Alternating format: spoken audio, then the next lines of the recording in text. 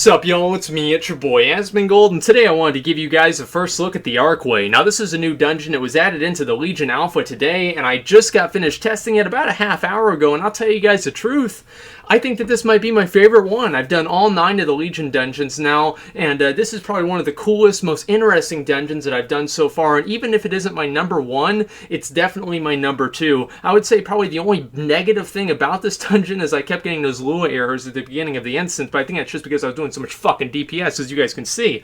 So anyway, let's go ahead and get down the preliminary stuff. We were scaled up to level 110, and our gear was scaled up to item level 810. Now this dungeon gave me a very, very distinct feel, very similar to Dire Maul, and most of the dungeon runs that I've done so far. And by the way, we're just going to be going through some of the trash packs, and then also all of the bosses, as well as some of the scenery, because it's really fucking cool. Anyway, the whole dungeon gave me a really, really good feel for kind of like one of those Dire Maul, big, like very expansive dungeons that a lot of people have been asking for ever since challenge modes came out. There have been a big focus on dungeons, and even in Wrath of the Lich King, to make dungeons very streamlined so people can speedrun them. And it's always really cool to see dungeons like this that are very, very expansive, very big, with lots of bosses, lots of trash, and lots of different ways that you're not supposed to go, which we obviously explored all of those.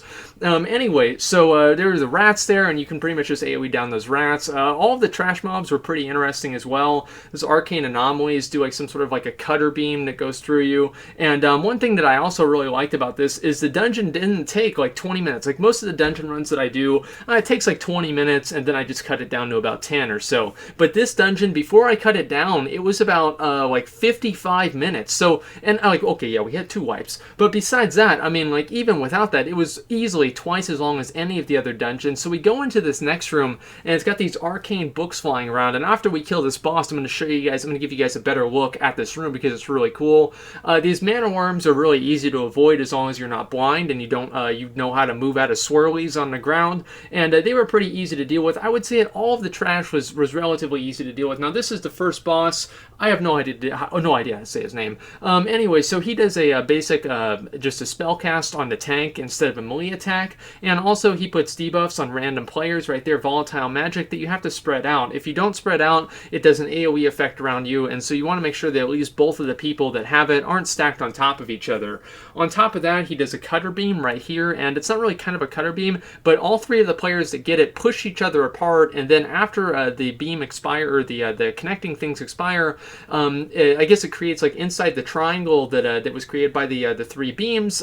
It creates a triangle of a void zone, and so obviously what we opted to do, or what kind of just happened on its own, which I think is probably the best way of handling it, is turning it into a line instead of a triangle. That way you have the least spatial area covered, and you know, if you're fighting this boss in the long term, you know, like a challenge mode or something like that, and it's going to take longer, you're not going to have the whole room get filled up with this purple stuff. But I have no doubt that the first time I do this, the entire room is going to get fucking covered. So that's really all it took for that boss. So check this out right here. So it's got these books flying around. Like, I remember, like, there's a movie that I saw whenever I was a kid, and it reminded me a lot of that movie. I hadn't thought about that for like 20 years, or probably not that long, obviously, but like 15 years. So this is the next room, and we came into here, and it's like this centaur, and the centaurs seem to have like different armor on it from like the Hunter Siege of Orgrimmar gear. It looked really, really cool. Maybe we might see a mount like that as well. The trash mobs in here were actually pretty rough as well. The casters put like a little zone that they were in, and you had to interrupt them out of that zone or it would make them do more damage. The second boss here, Kor'salax, I don't know. He puts suppression protocol on a random player, and he just sends those I guess like bolts onto them, and you just have to move out of that and make sure you're not running it over other players. Also, you get a haste buff as well. As you guys can see, he does have a lot of health. He also casts Quarantine on a random player, which pretty much, I assume, like, this is our first time ever doing it, but usually whenever you have something like that and you can click on it, you probably want to click on it to pretty much, like, make sure that the other, it's like kind of thing, you click on it and then it removes the debuff, because, like, if you have Quarantine on you, it stuns you. Also, he does that grip thing right there. I don't remember entirely what it was called, but he does grip you in, and if you move away from it, you don't get hit, but if you do get hit, it does about 1,000,000 damage. That's not a lot, by the way. It does about 1,000,000 damage, and it can almost kill you if you don't have like a lot of really good gear, I would assume.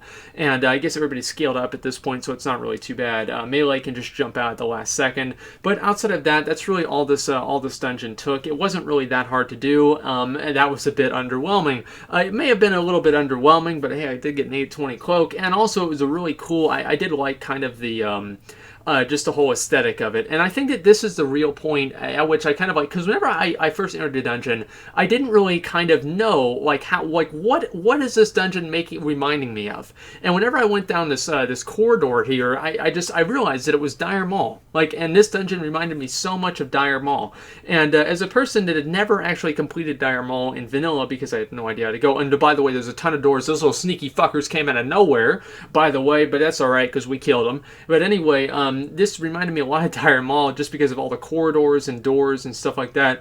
I thought this place was really, really interesting. Somebody told me that there are different versions of this zone. I don't necessarily know if that's true or not, but if there are, I might go ahead and explore those as well. Maybe different doors will open to different points. I really have no idea, but it does seem very, very interesting. After we killed those mobs, we went down this corridor here, down this little pathway, and we came into this little spider web area with like this like kind of like Bethtalak looking spider, and we had to fight these little baby spiders. Whenever the little baby ones died, they exploded for damage. It was only about 200,000, and then like more spiders came down from the room as we killed the trash packs. Very, very interesting and very, very fun. I did, as I said, I'll say it again, guys, I really did enjoy doing this dungeon. There were a lot of really kind of not necessarily like completely new ideas in this dungeon, and then after you kill the trash, of course, the main boss spider descends down, and this boss was probably the easiest out of all three of them, or all five of them actually. She does that blink strikes. You just want to make sure that you're not standing in front of her. She teleports to two players and then she stops the cast. Very, very easy to avoid, and even if you don't, it probably isn't going to kill you unless you stand on it on purpose. And also she puts down poison clouds, and so I guess what you don't want to do, you don't want to be in the poison clouds. And also she puts this tangled web on two players, and the two players have to move apart from each other and break the tangled web. If they don't do that, they just take continuously, they just basically take damage over and over. And that, guys, honestly, is all this boss did. It really wasn't too big of a deal. It was probably the easiest boss and the simplest boss in here, but you know, that's pretty much all that one took. Now, after we turned around, this is like we went in and it seemed like we're going into the belly of the beast here, because we come down into this I don't know, like sewer area, and then we start, because I saw some Legion guys, I was like, oh shit, it's about to go down. And so we go down in here, and there's just a ton of other stuff. Like there's these guys. I think you guys have probably seen a lot of these guys before. They don't necessarily, I haven't really gone through too many trash abilities because they're not really too consequential. And the dungeon itself was relatively difficult, but that's comparing to some of the other ones that were very, very easy to do. Anyway, you also had these little Zergling guys. I don't really know what they were supposed to do. I think they would be a little bit more interesting if they exploded whenever they died, or they did something else. I like the mob type. I like the way they looked, but they didn't really do anything too amazing. Also, like, I didn't know what was going to happen here, because there's this huge ass fucking Felguard, and he's got Cataclysm's Edge. I mean, you better watch the fuck out. But apparently, he didn't really do much of anything. He did this like Crushing Leap and a Shattering Stomp, that did basically nothing. And even if you're not standing next to them. So really, I mean, these trash mobs, most of them really weren't that hard to deal with. I would say that, I mean, we did this entire dungeon with 4 players, outside of like maybe the first two trash pulls. So obviously things would go a little bit faster. And here, we spent like probably 10 minutes going the completely wrong direction because like the map isn't working. So we spent a lot of time exploring this dungeon. But anyway, yeah, a lot of these trash mobs really weren't that difficult to kill. I would assume that if you didn't really have like good AoE damage, or you didn't have people like a tank and a healer and like DPS that were on point and like had a general understanding of the game, it would be a little bit harder. Yo, I came out here, this is the next boss, and look at that shit, guys. Like, that looks so fucking cool, right? And so I thought this was probably one of the coolest places that they've made. Definitely, I think it's the coolest place in this dungeon.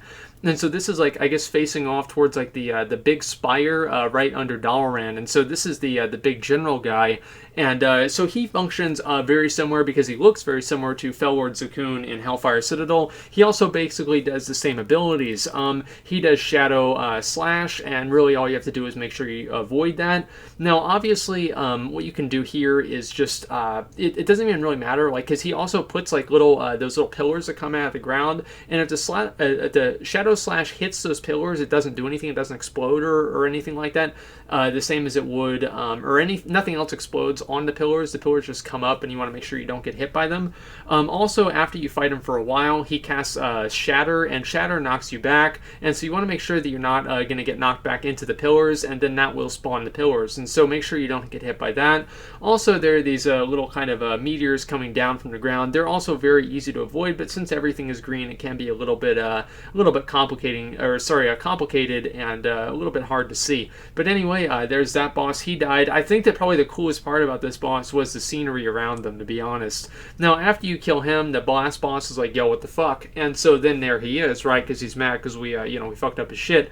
So this boss was really interesting. It's very, very similar to the way that Vanessa Van Cleef works. And also, whenever you get him to 50%, he gives you like this gauntlet phase where you have to run back and interrupt this cast. Also, he casts those little things that move around, and also he puts these force bombs down, 2 force bombs. Now, these behave exactly the same as Imperator Morgoth's Force Nova, so you just have to make sure that you run through them and you don't let them push you back, because that will do more damage. So you can use Heroic Leap, Charge, or anything else like that. They don't really have any secondary effects, or at least not here on normal. Now, after you make him reach 50%, this is where he does the, what's it called, Lost in Time, there it is, and he teleports you all the way back to the second boss, and you have to run all the way back to his area, and you have to fight these different mobs along the way, and the mobs stun you. The mobs really aren't very hard to kill at all. It's just one more thing that you have to deal with, and if you don't get there in time, I'm assuming that like everybody dies or something like that,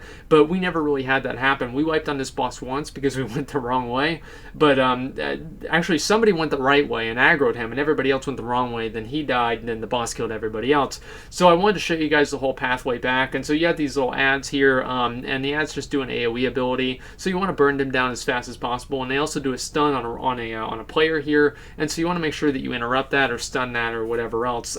They only have like less than 1 million health, and comparatively that's really nothing, and so you pretty much arrive back at the same platform that you began at, and you pretty much just repeat the fight the same as it was. Nothing else really changes between the first 50% and the second the last 50% really. And so anyway, guys, this is pretty much the whole dungeon. You just really have to avoid those little things right there. So I really had a good time doing this dungeon, and I think one of the reasons for that is I've always really liked to have like these really expansive dungeons and everything else like that. So seeing one of those added back into the game, similar to the Arcway, I was really glad to see, and it's very exciting to see that. It would be really cool to see if there are other different versions of this instance, like what somebody else said, but I don't know if that's true, or whatever else. But anyway, guys, I hope that you enjoyed watching this as much as I enjoyed doing it, because it was a lot of fun. So anyway, if you've done this dungeon before, let me know what you think, but if not, thank you for watching, and like, comment, subscribe.